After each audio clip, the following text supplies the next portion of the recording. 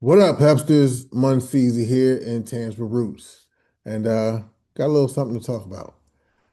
There's a comment circulating online claiming that black women, jazz dancers, tap dancers, chorus girls, blues performers, burlesque dancers, that they were sex workers.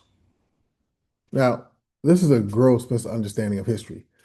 Early 20th century entertainment, vaudeville, musical theater, jazz revues, burlesque and film was a professional industry. Black women worked in these spaces as trained performers, dancers, singers, comedians, entertainers, chorus girls, vaudeville dancers, and yes, burlesque performers. These were artists who were professional performers navigating a racialized entertainment industry. The stage, in many cases, provided economic mobility and independence, especially compared to domestic labor. Jayna Brown explains in her book, Babylon Girls, that black women performers were often sexualized and exoticized by audiences and producers. Their bodies were framed through racial stereotypes that portrayed them as hyper-rhythmic, sensual, or primitive. Burlesque stages were linked to colonial fantasies of exoticism. The mulatto imagery produced erotic fascination for audiences. Dancers' bodies were interpreted through racialized sexual stereotypes. But being sexualized on stage is not the same thing as being a sex worker.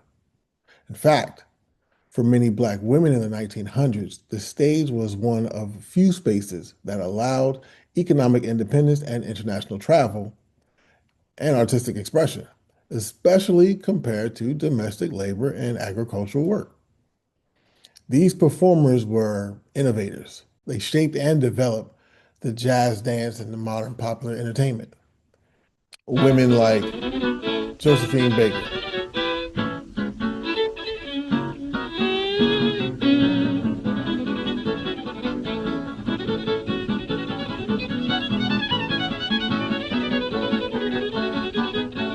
Ida Overton Walker,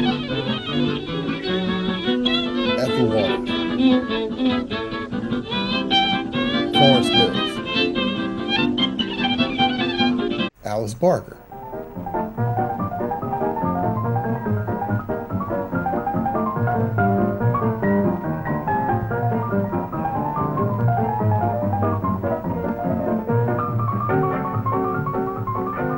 Cora LeRae,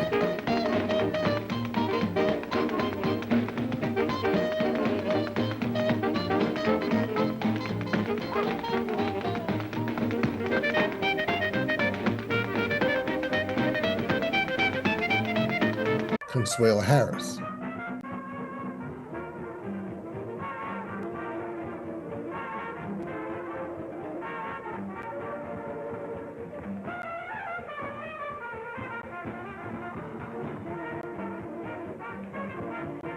Madeline Jackson.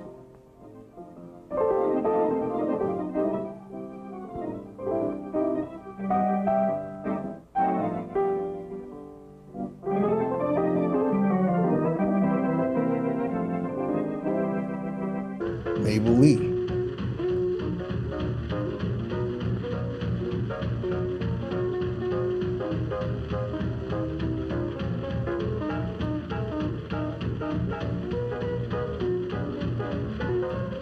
Marie Bryant,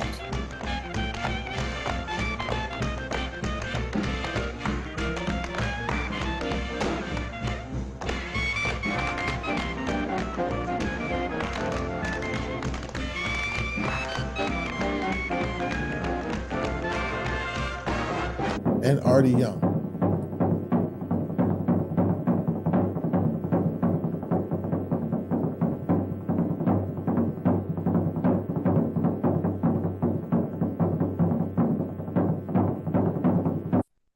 These were not sex workers.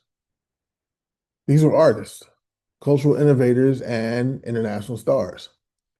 The confusion often comes from the fact that early entertainment districts, cabarets, theaters, and dance halls sometimes existed in neighborhoods associated with nightlife and vice economies. But proximity to nightlife does not define a performer's profession. History requires nuance. Black women performers helped build modern entertainment while navigating racism, sexism, and economic barriers.